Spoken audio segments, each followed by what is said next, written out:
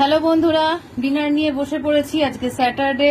এই হলো veg item, কুমড়ো পটল আলু দিয়ে একটা মাখা মাখা, একটু ছোলার ডাল দেওয়া হয়েছে দেখো। আর নামানোর সময় গরম মশলা দেওয়া হয়।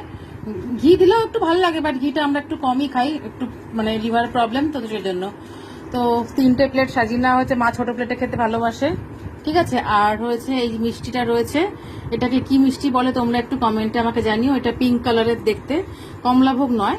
আর রয়েছে 3টে কলা, কাঁঠালি কলা। আমরা কাঁঠালি কলাটাই সবসময় খাই যখনই কলা খাই। সিঙ্গাপুরি বা বর্তমানে কোনো উপকার নেই বলে ওটা আমরা অ্যাভয়েড করি, মানে খুব রেয়ার হয়তো সিঙ্গাপুরিটা একটু খাই।